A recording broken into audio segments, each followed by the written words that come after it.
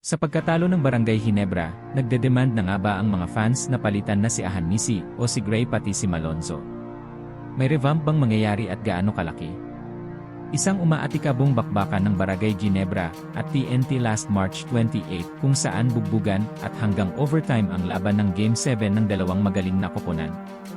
Ang tapatan ng dalawang na nagagalingan import na si Justin Brownlee at Rondé Hollis Jefferson ay tila isang epic na matuturing. Ngunit may pagkakaiba ba ang suporta ng lokal sa dalawang koponan? Maraming superstar na lokal ang Barangay Ginebra kung tutuusin kesa sa TNT. Pero sino nga ba ang mas malakas na lokal sa team? Ginebra nga ba o TNT? Sa pagkakadagdag ni Troy sa team ay napakalaking bagay na kung tutuusin, dinagdagan mo pa ng Malonzo at Jeremiah Gray, healthy pa si Tenorio, at isang napagaling na superstar na guard na si Abarrientos, idagdag mo pa si Holtz at Jepeth. Sa lineup pa lang mahirap na talagang buwagin kung iyong maiisip. At bago ko pa makalimutan isa pang superstar na si Scottie Thompson na walang katulad na point guard sa galing mag-rebound at isang MVP. Sa umpisa pa lang ng semis, halos hindi pinagpawisan ang Ginebra talunin ang number 1 na koponan na Northport samantalang sa kabilang bakbakan, hirap na hirap ang TNT sa bawat laban nila ng Ross. Tinapos ng TNT at Ginebra ang serye ang katunggali nila na Northport at Ross ng kartadang 4-1. Subalit malaki ang expectation ng mga fans at basketball pundits na ang Ginebra ay may malaking kalamangan sa serye pagdating sa championship rematch ng dalawang koponan. Sa kadahilanan nga na ang pagdagdag ni Troy sa koponan at pagbabalik ni Malonzo at Gray galing sa injuries, hindi lang dagdag tangkad pati sa rebound kundi sa puntosan na rin sa loob at labas. Ngunit ang tanong lagi ano ang dahilan kung bakit lagi silang kinakapos sa TNT sa huli. Samantala sa kabilang koponan hindi halos nabago ang lineup kundi nabawasan pa. Ang una pagkawala ng MVP nila si Williams Ngaon naman pagkawala ni Jason Castro, na parehas na nag-MVP ng koponan sa nakaraang finals kung saan tinalo nila ang kaparehas na katungaling team na Ginebra ng 2 beses. Dehado ang TNT sa championship na ito at ito ang assessment ng halos lahat na nagsasabi mapa-announcer or analyst, lalo't na ang pagkawala ni Jason Castro na isang malaking batok sa koponan. Ang natitira nilang option ay sinambatak na halos walang experience sa championship, kundi ang nag-iisang pagkapanalo nila noong huling kampyon na ang kumamada ay si Jason Castro. Gayunman ang prize rookie nila na si Ganuela Rosser ay hindi pa rin makalaro dahil sa injury. At ang huli itinatago ng TNT ay ang injury ni Rondé na pulled hamstring na nakuha sa semifinals ng Ross.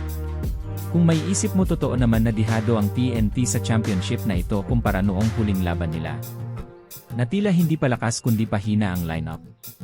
Nagbiro pa si Pugoy sa press conference na sinabi niya na parang dagdag bawas ang nangyari dahil sa mapait na pagkakawala ni Jason sa lineup dahil sa injury. Sa pagpasok ng finals, hindi natin masisisi kung ang pabor ay nasa Ginebra ang kampyon na ito. Ngunit hindi ito ang bumungad na resulta. Sa unang laro dismayado agad si Tim Cone sa naging resulta pagkatalo nila sa TNT kahit man wala si Jason Castro sa laban.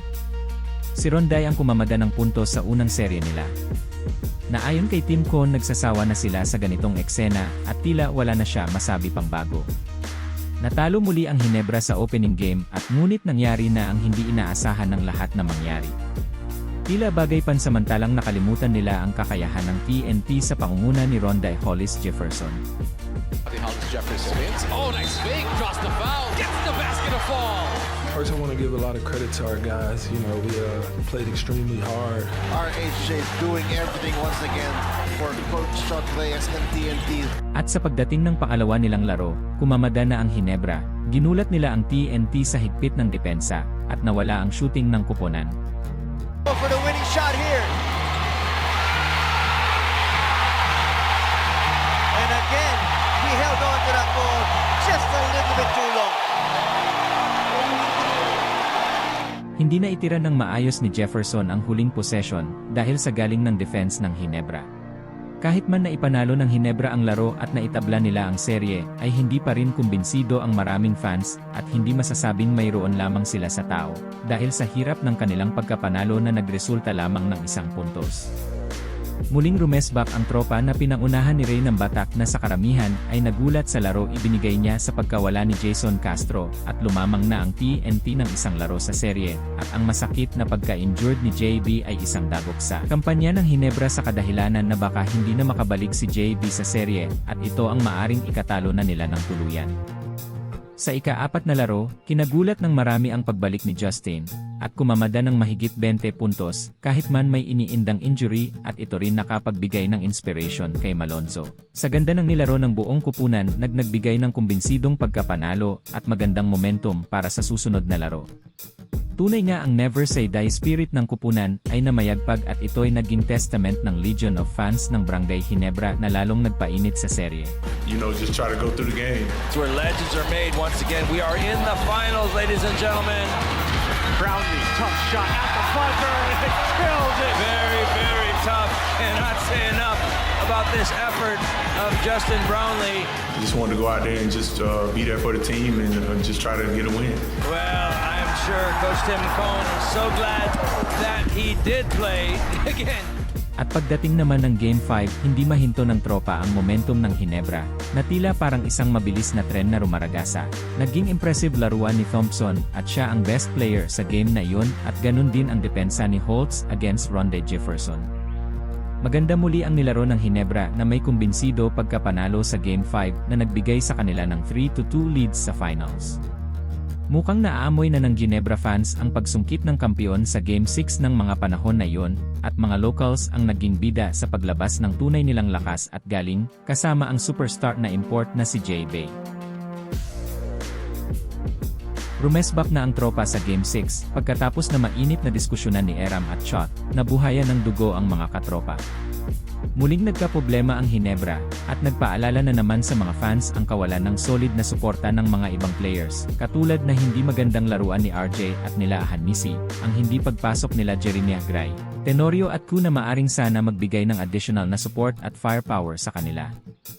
At ito na nga ang pinakahihintay, ang Game 7, bugbugan ang laban sa buong first half and second half ng laro. Tila walang kupunan na gusto umuwi na luhaan, nagsilabasan na ang galing nila Glenn Cobuntin, Calvin Oftana, Roger Pogoy, Ray ng Batak, at ang best import of the conference na si Ronda Hollis Jefferson, at sa Hinebra naman ay sina Thompson, Justin Brownlee, Japeth, Holtz, Troy at Malonzo, at ang laro ay umabot pa sa overtime na isang testamento na ang galing ng magkaribal na kupunan ay hindi matatawaran.